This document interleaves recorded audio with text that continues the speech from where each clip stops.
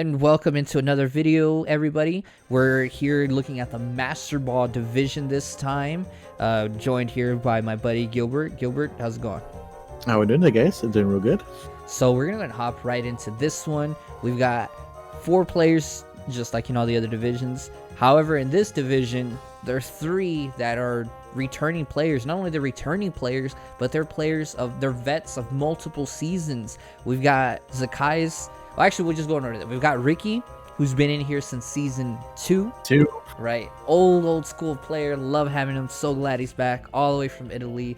Glad to have you, man. The only new player in here, we have Slush. We'll break down his team in a bit. We have Zacchaeus, the season 3 champ, has helped me co-host some of these episodes, some of these pods in the past. Does help me still with stuff in the league, obviously, as well from season 2. Obviously, as you guys know, very well-known player in the league, very well-respected player in the league. And then we have Kolzak, who everybody doesn't really want him in his division because this guy literally he will beat you on any day. Had a really strong run to end the season last season. I think he won a total something like 6 out of his last 8 games or so. I mean, he really came on strong. So obviously he's a player that knows what he's doing. Glad to have him as well. I think has he been with us in season 3, right? I believe. I'm not sure if he was in season 2, but I know minimum he was at least in season 3. Kozak was season 3. He was in our division, season 3. Yeah, so he's been around obviously as well. So we'll actually go back and we'll go with the teams. Let's go ahead and get Ricky out here. So Ricky was one of these players that unfortunately wasn't going to be able to make the draft. He did send me a list of Pokemon that he wanted, a list of S tiers, A tiers, and so on. So I grabbed what he wanted in preference. His S tier preference was Celesteela. He did work with Celesteela in the preseason, throwing some sets that even I was shocked at. Gilbert, how nasty can Ricky use the Celesteela? Man, the hacks are real with that Celesteela. No, what Ricky did was the Meteor Beam Celesteela. A Meteor Beam Celesteela with Autotomize. Man, that thing just didn't work. It had I had Air Slash, Autotomize, Fire Blast. And that's all I needed. And I think he 6-0 for Zacchaeus with it. That thing is really good. And of course the Ultra Beast, right? They have the ability to snowball. I mean, with an ability like Beast Boost, you really have the ability to run away with the game. And he showed that he did a lot of work with Celesteela. Some of the mons that we were able to pick up that he really liked, he really had Bisharp on his list. He had Mew on his list. I know he was happy to get Mew back. Chino got the Mew last season, but Ricky really did a lot of work with Mew in season 3. He's going to have a lot more tricks this season, so very happy to see what he brings with it.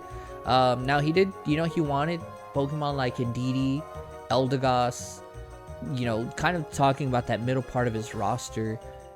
What can he kind of pivot with and help with? Because he doesn't really seem to have sweepers, right, in his B tiers, but he does have some mons that can do some things. Oh, yeah, for sure. Indeedee's really good at what we talked about. Eldegoss is very bulky for a grass type, and I think he's going to be very well.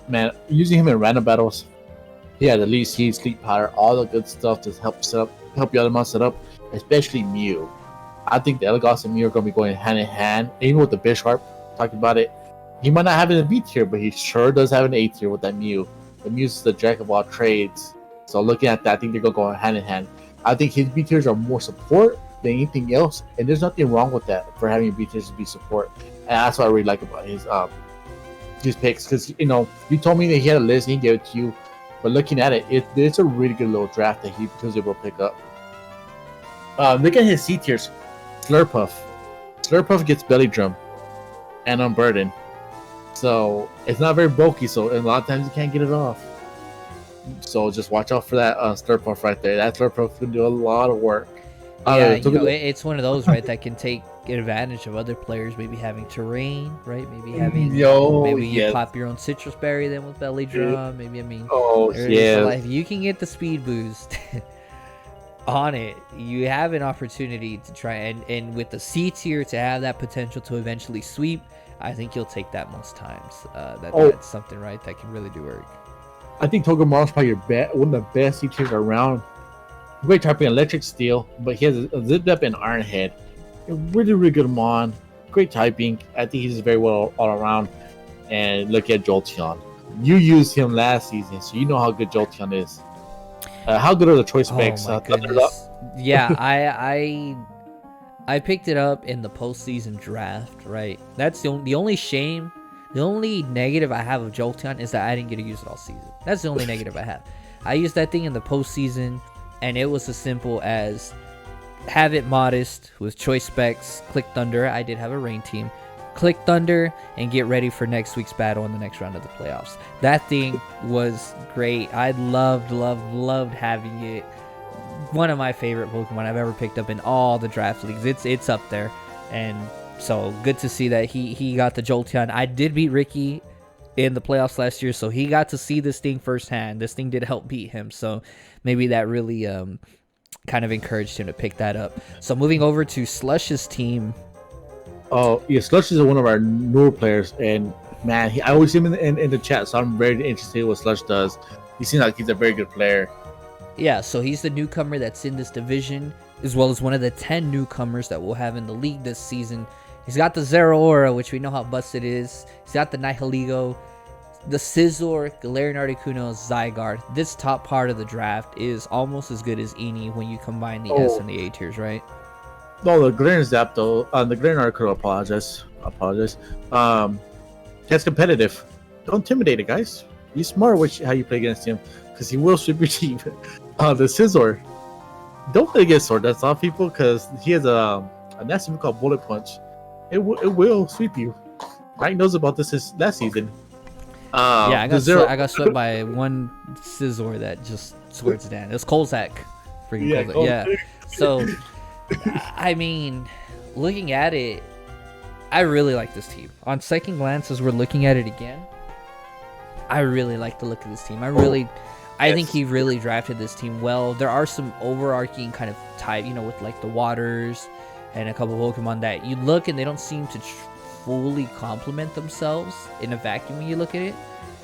But I think he's the type of player that's really going to make it click. And I think the reason I say this, I'm kind of going off here, is I remember last season when I drafted my rain team, I was missing a lot of coverage, but I knew if I went with a theme, it didn't matter that I didn't have one grass type, one electric type, one this type, one, because my opponent, as long as I dictated how my opponent was going to have to play, it didn't matter that I didn't have those types. And a lot of times, people get so caught up in having the perfect amount of coverage that if one of those little things falls, it makes everything fall, because now you're trying to be generally good in a lot of stuff that you're not great at anything.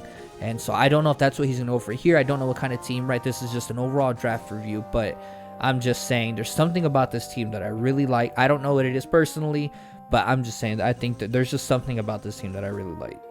I think it's the fact that there's so many different ways you can go with it. He has two amazing decisions you have to plan for every season. And that's going to be a big trouble every game, and that's going to be trouble for a lot of players. 3A tiers that are just tremendously good, that bring so much value. And yeah, they're like sneaky bulky. Like Scizor is a sneaky bulky mon, but you look at it right now, but he can live a lot of hits. Same thing with Galarian Zapdos. The Swampert, Swampert's on everybody's list every single season. Yep. And the Primarina being a good fairy type with 116 special defense, it's just his team looks like it's a very sneaky bulky team. And I think that's going to catch a lot of people off guard if you're not paying attention to it. Yeah, I feel it's a perfect mix, right? As far as like the bulkiness, offensive threats, things that can set up.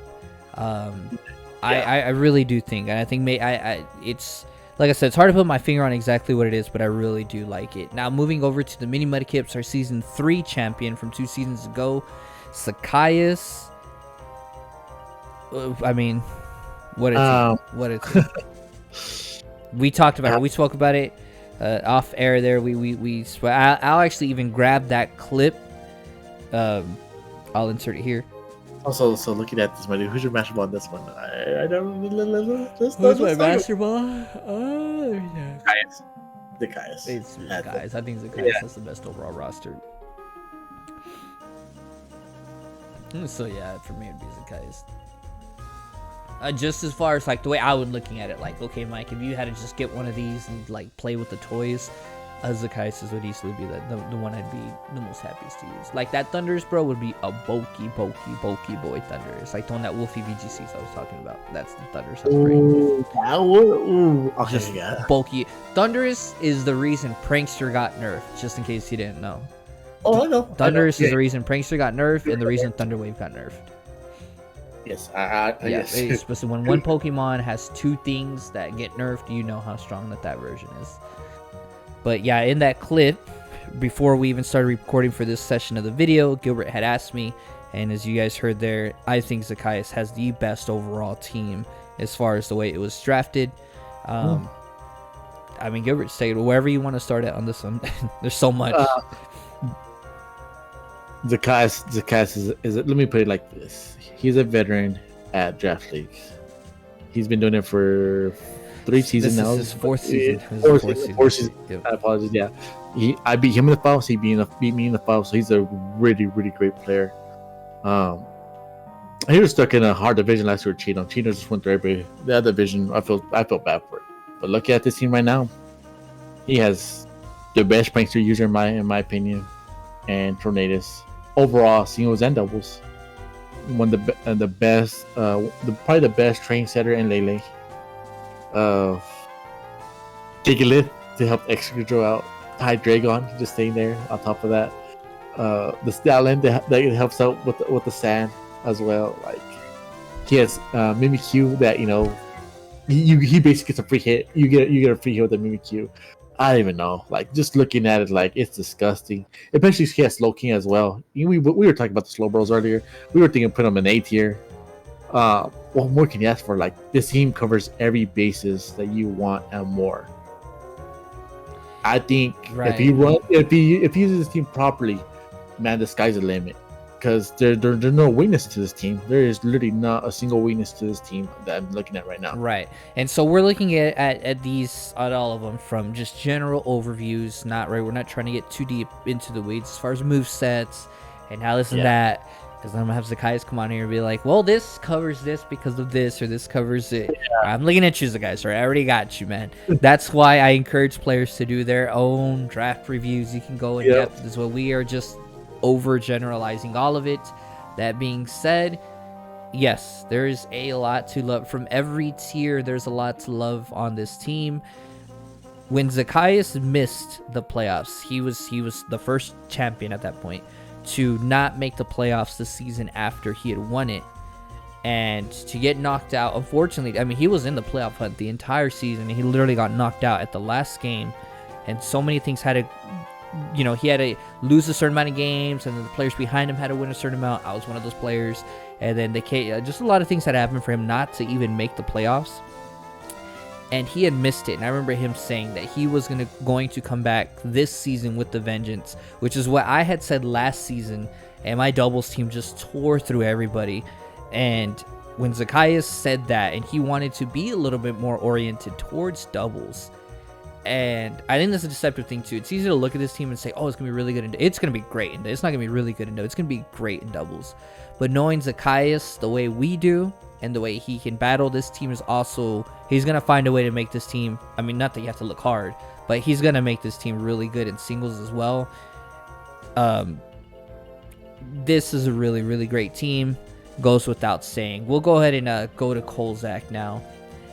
Kolzak, Galloping Garchomps. He is the, don't pun intended there, he is the wild card man. He's the guy that, all that hype I gave to Zacchaeus, I wouldn't even doubt if Kolzak just came out and beat him week 1 or whenever they play. That's literally the way this guy plays. He was super, when I spoke with him, super excited about getting the Garchomp. He wanted the mascot finally. He's got the Garchomp. He's got the Feeny, right? And so I mean, it's interesting how it works, right? Because doesn't the Feeny, right, the Misty, doesn't it kind of reduces dragon types, but are you even using dragon type moves with Garchomp anyways? But he's got Feeny. Feeny, obviously, very, very tough Pokemon to get through. I mean, what do you think about his draft? Offense, and more offense. I'll put you like that. His team, if you're not careful, will steamroll you down. The Feeny, okay, yeah, you look, he's very bulky, but still has 95 special defense, 95 special attack. Gengar, we know Gengar. He's been almost OU every year, except for I think this last game was OU almost every year. Garchomp. Garchomp doesn't need an introduction. It's Garchomp. Trantar, it's Trantar. Like, he has probably 3 of the best Mons, A-tier Mons that you can ask for offensively. Right. I feel he's got 2 Mons, the Garchomp and the Tyranitar, that you can say, yeah, they're A tiers, but they have S tier value, right? Like they're not as OP as maybe S tiers are in that sense, but what I'm saying is if you know how to use them, they can be. You are getting S tier value out of them. That's how good they are. I mean, these are mons that have been S tiers in all our formats until now, and he's able to grab 2 of them. I mean, that's just really busted. What about the Machamp? Why is that Machamp? You would know. Why is that Machamp such a good pick? Shout out to my season 2, like always. Machamp was also my team. Other Trick Room, Machamp was just disgusting. Let me put it to you like this. He won me a lot of games. While talking about a lot of games was, hey, there's something for me. Let me just say close combat real quick, and it'll die. Guts Boost Machamp was just an offensive monster. He had the knockoff. He had a close combat. He had all your instrumental punches. He had what you think you can get offensively. He has it. Such a good mon, very underrated. He's one I think of the ones that are forgotten about because there's still so many good fighting types that come out. Yeah. Machamp is still, I think, one of the best. Right behind Conkeldurr, like literally right behind him, like by a smidge, because Conkeldurr gets Mach Punch. He's just right there though. Right. Yeah. And looking at his team is actually a sneaky little good candidate, how you brought up, for the Trick Room, and he's got an excellent Trick Room user in Bronzong over there in C tier now. See, I had Bronzong season 3, and he is probably the best Trick Room setter. So bulky, he has 2 great abilities with Heat Proof and Levitate. So now you gotta guess: do I hit him with the Fire type move? Do I hit him with the Ground type move? If you guess wrong, that Trick Room is going off, and you can't tell him if you have the Mentor on him. So like, he's just so good. Like, Bronzong is such a good mod. Great support. There's so many things he does well. And now that he moved from B tier to C tier, I'm ready to see what he does. This Salazzle is another one. When I'm talking about offense, it's more offense. This Salazzle just, what fairy types are looking at. Anybody has a fairy type, just watch out, because Salazzle will just come in and wreck that fairy type. Yes. Well, this Salazzle as well can come in, and I mean, it can toxic with its ability. It can toxic steel types. It can toxic bulky steel types if it wanted. I forgot about that. I had completely forgot about his ability, because I have never used Salazzle at all. Never picked him up, anything like that. I did not know that. That's good to know. Yeah, I remember my Alolan Muck last season got Ricky had the Salazzle, and he poisoned my Muck, which is quite the sight to see. You're not really used to seeing that. So yeah, he can be a little bit of a stall breaker if now he's a fire type, so maybe steel isn't the best example, but you can literally have Salazzle out and say, hey, let me click toxic, what do I have to lose, right? Like, nothing's gonna come in on that toxic, like, it's gonna get toxic whatever comes in. So very good team. Really do like this team as well. I'm really interested to see Kozak battle. I love watching this guy battle because he's one of those, like, it's the wild card. Depending how he builds, how he decides to go about things, he can take anybody down in this season. And let me put it like this: Kozak, he was in our division season 3, and he was a headache. That man was a headache to plan for. Yeah, he swept me 6-0 the very first weekend. Here we are, very first weekend, he had swept me 6-0. So I know what he can do. I know he's gonna, he's gonna do a lot of work there, and just kind of overall wrapping the Master Ball division. This is the one, once it was drawn, I immediately pointed out this is one I want to watch. Maybe I'm a bit biased because we got a lot of returning players, but it's because I do know all those players. I know what they bring in terms of, I've seen them battle, so I know the effort they put into it. I know the calcs they put into it. You add in, you're adding in a new player that seems really good in Slush, and this division's going to be a lot of fun. This is the one that I'm gonna be the most forward. Like the moment I see that result, when it pops up in the results tab, I'm picking up. Yeah. yeah, right away I'm like, okay, cool. I might even let them build up, and I'm gonna be like, I'm gonna grab me some snacks, some chips, or whatever the hell, and I'm just gonna watch them all back to back, just so I can actually sit down and enjoy it. I'm gonna be honest, I might do it with all the videos because I love watching these guys, everybody play. It's to me, I really do enjoy that. But this division's the one that I really want it. I think it's gonna be, even though, as we transition into it, even though I think Zacchaeus, we won't even hold the suspense. Even though I think we both agree Zacchaeus, right, probably deserves the Master Ball for this division as far as best roster, I still think that this could be anybody's division to get. Even though I think Zacchaeus' roster is the best overall, that doesn't mean I'm picking him to win the entire tournament, because it's also how do you match up maybe with a certain player. How does it end up? We still have there could be free agent swaps that happen, and there's postseason draft at the very end, so things could look very different. But if we're talking about just the way the roster was assembled, I think Zacchaeus, but this division's one that I can easily see this division maybe sending 2 or 3 players into the playoffs. Yeah, exactly. And Ricky will somehow make the playoffs again. He always manages to make it. Yep. No, but looking at it, man, I think I consider Zacchaeus probably my rival. You and Zacchaeus are probably my rivals. I have an even record against both of y'all. So yeah, I'm really rooting for this division right now. Just for the games, man. Like how you said, the games are gonna be so good, because I know these are veteran draft league players. And to ask Lush, that I see that he's always talking in the chat, he's gonna make it even better. So I think this is the one division that you might look at it won't have a clear-cut winner. I think everybody's just gonna beat up on each other. I think one week is gonna be 1-1, 1-1, 1-1. Some people might go 2-0, but yeah, I think they're gonna be all hard-fought games. I'm really looking forward to it, my dude. Yeah, definitely, no doubt.